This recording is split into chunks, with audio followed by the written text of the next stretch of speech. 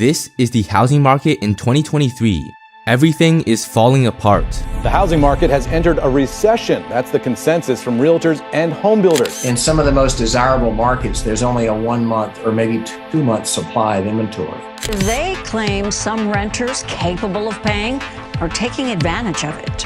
They're saying we're only going to sell mortgages if you're an existing customer or if you happen to reside in a minority neighborhood. Well, unfortunately, I think the housing market's a little bit worse than most people realize. We're going to push out the working and middle class out of New York City because this is like the last nail in the coffin. The past 2 years represented the most unprecedented events in history.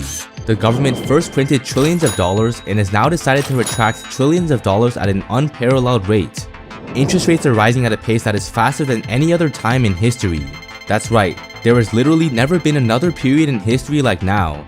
The part of the economy that will soon take the biggest beating from this is the housing market. This is going to go in the books as one of the most serious housing crises in history.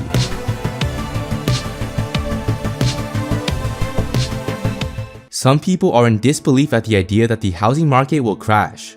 Skeptics will ask, how is it possible that such a stable industry will fall apart? Home prices have been increasing year after year for the past decade. People have been predicting a crash for years, but prices only kept going up.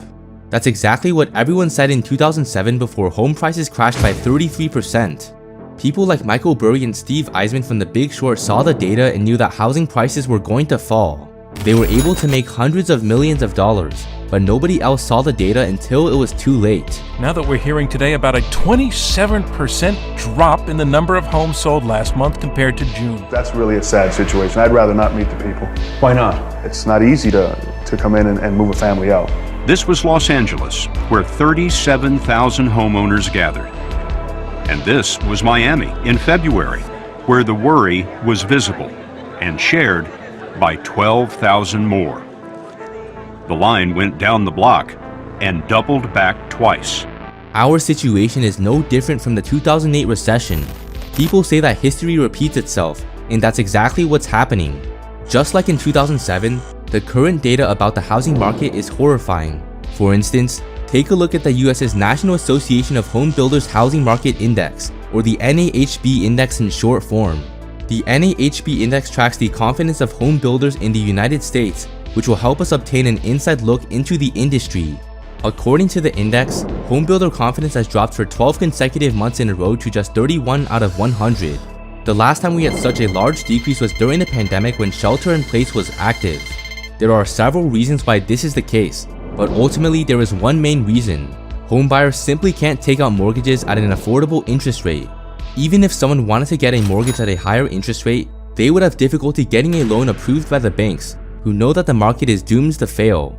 Because of this reason, there is simply no demand for homes right now.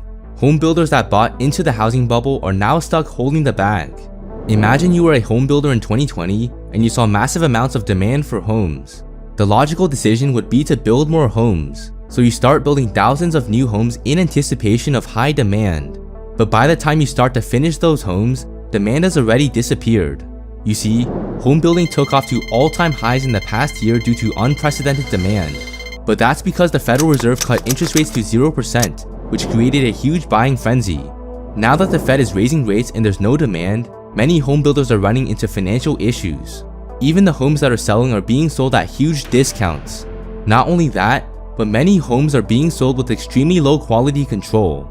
Because home builders can't finance high quality control, it's not uncommon to see doors fail to close or for walls to start falling apart upon moving in. Over time, she said the floor of one of their rooms is slanting in. One of the bathtubs is bowed so it flexes against the wall. Agency in Las Vegas says this race for buyers using attractive cost reductions is rare. We haven't seen any incentives like that for a very long time. In August, we introduced you to a man who moved into his new home in May. The cosmetic issues, like some of the doors not closing smoothly or the right appliances installed, resonated with a lot of viewers. There's a common saying that when a crisis comes, corporations are the first to leave. This leaves the middle and lower class left holding the bag with their life savings invested. Well, that's exactly what's happening right now. Banks know that the housing market is collapsing and they are getting out of the market as fast as possible. The undisputed #1 player in the mortgage industry is Wells Fargo. As you might have guessed, Wells Fargo is currently backing out of the mortgage industry. Wells Fargo recently announced that they will be downsizing their entire mortgage division worth $1 trillion in loans. That's right, $1 trillion in loans. Wells Fargo has now decided that it will only offer home loans to existing customers in minority communities. The bank will also be shutting down all purchases of loans from third-party lenders. The last time this large of a step down occurred in the mortgage industry was in 2008. During the 2008 recession, Bank of America and JPMorgan Chase slimmed down their mortgage businesses, causing them to lose market share that they never gained back. The captain is the first to leave the ship when the ship is sinking. If you see the captain jumping out of the ship, you know something's horribly wrong. All the captains are no longer on the ship. For instance, remember when Fannie Mae had to be bailed out in the 2008 recession? What Fannie Mae did was that they would buy loans from lenders and other companies, repackage them, and then sell them to investors. The lenders would get fresh capital that they could use to make more loans. Investors would get these great mortgage-backed securities, and Fannie would take a fee for guaranteeing that the borrowers were going to pay off their debts. Fannie Mae is now panicking like there's no tomorrow. A new report from Fannie Mae states, results suggest that the housing market may be more vulnerable than previously thought to rise in mortgage rates. Fannie Mae knows far too well that the housing market is in deep trouble. The Fannie Mae National Housing Market Survey is an indicator that helps Fannie Mae make decisions about its mortgage business. Currently, the survey shows that the market is only going to continue getting worse and worse. According to the survey, 76% of citizens currently think that it's a bad time to buy a home. That's an astoundingly high percentage of people. If nobody wants to buy a home, what do you think will happen to the housing market? It's not rocket science. If nobody is buying houses, housing prices will fall. And it's not just me saying that. The data supports exactly what I'm talking about. Mortgage applications are now down to levels not seen since 2001. That's right, mortgage applications are at a level not seen in 22 years. So we not only have banks refusing to lend mortgages, but also people not even applying for mortgages in the first place. Even a 5-year-old would know how terrifying that is. The government knows this too, but they don't want the public to realize this. According to a leaked clip from the Federal Deposit Insurance Corporation, or FDIC in short form, the government is withholding information from the public. In the following clip that I'm about to show you, the FDIC was discussing the sentiment about the financial crisis. The FDIC has an extreme lack of faith in the current banking system and wants to keep this away from the public. They question whether the public needs to know, but why would we not need to know? It should be accessible when people need to know, but I don't think you have much hope of reaching a public that doesn't have a professional need to know. I completely agree with that. I almost think you'd scare the public if you put this out. Like, why are they telling me this? Should I be concerned about my bank? Like, my insurance company doesn't tell me what they're doing with my assets. They just assume they're going to pay my claim. Right? I think you've got to think of the unintended consequences of taking a public that has more full faith and confidence in the banking system than maybe people in this room do. That we want them to have full faith and confidence in the banking system. Banks are losing hundreds of millions of dollars from the housing market and are at risk of going bankrupt. But the public shouldn't know this, right?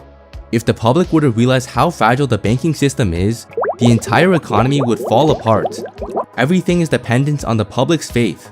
Just like the calm before the storm, nobody knows the storm is coming until it's too late. So we now know that nobody wants to buy houses, banks don't want to lend money, and the government doesn't trust the banking system. But that doesn't show the whole story, because we haven't even started talking about the rental market.